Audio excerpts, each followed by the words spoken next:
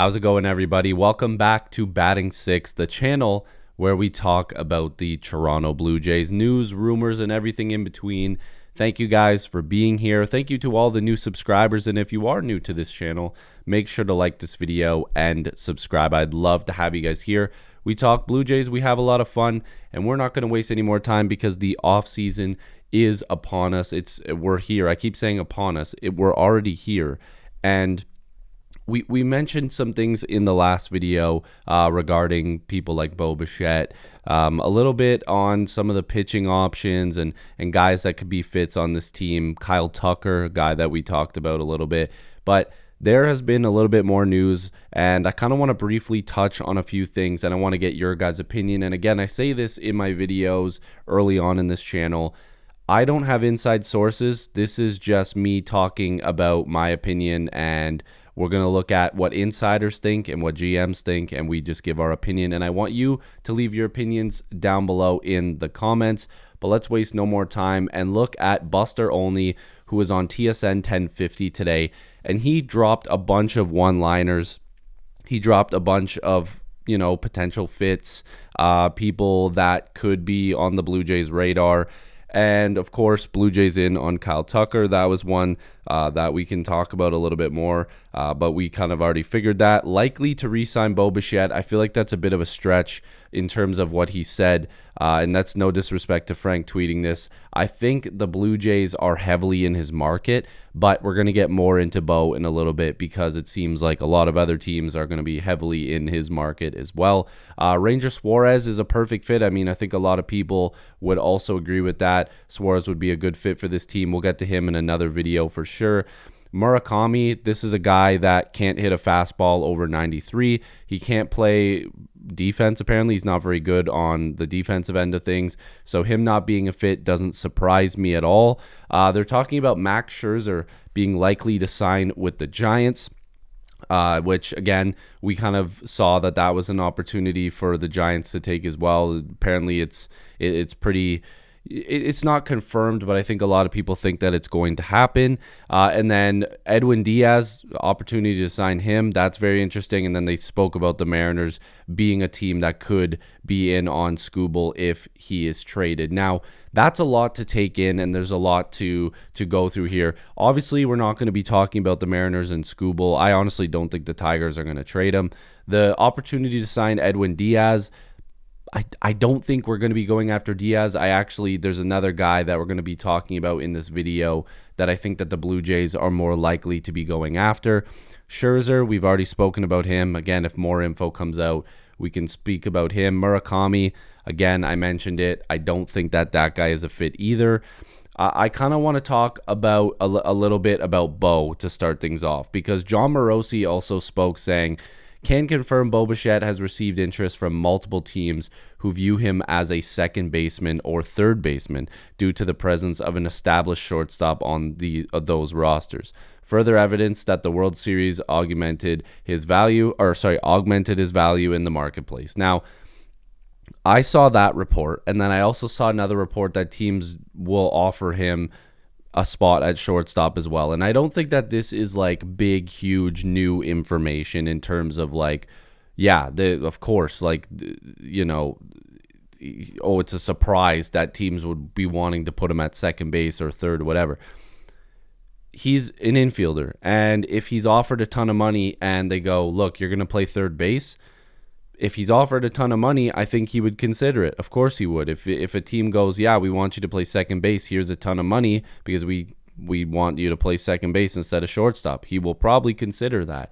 But I know Bo really wants to play shortstop. That's what literally everybody is saying, so I don't think that's a surprise. But he's getting interest at the third base position, the second base position, and shortstop. Bichette is one of the best hitters in the league. He's not very good defensively, but again, if he wants to play shortstop and a team gives him a ton of money to play there, he'll do it. If they tell him, hey, come play second or third, I think it's a little bit more of a stretch that like they would probably have to pay more money if he really doesn't want to play those positions. And I think that's a spot that the Blue Jays again could potentially be in if the Blue Jays are one of those teams that go, we really would like you to play second base, we could put you at shortstop, but like we have Andres Jimenez, they want him to stay at shortstop, which I think all Jays fans would be happy to keep him there because he's an elite fielder, and he looked really good in the playoffs as well, even with the bat. So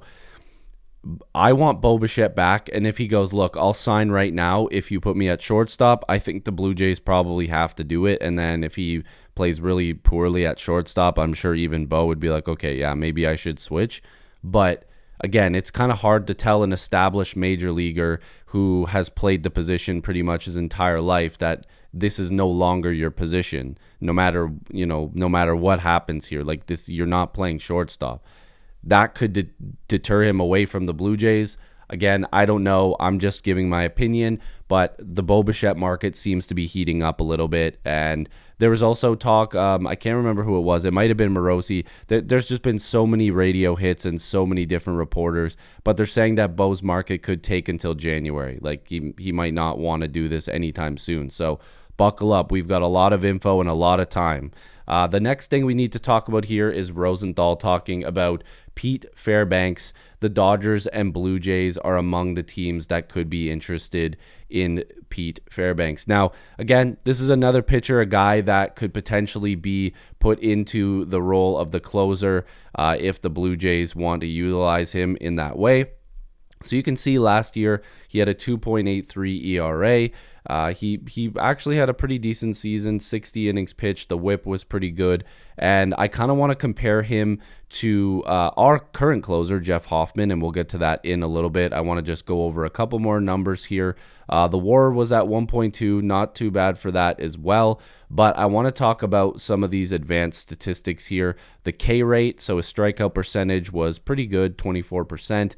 The base on balls, obviously walks, was 7.4, not too bad either. The hard hit ball percentage was a little bit high at 43%, and you can see in previous years he's had better seasons when it comes to hard hit ball percentage, but the last couple years he's kind of struggled, and they've been in pretty decent sample sizes. And again, I would welcome another good relief pitcher, a guy that's a sub-3 ERA, but the reason why I kind of want to compare him a little bit to Jeff Hoffman is because there are some really similar statistics, and there's actually some numbers where Hoffman looks better.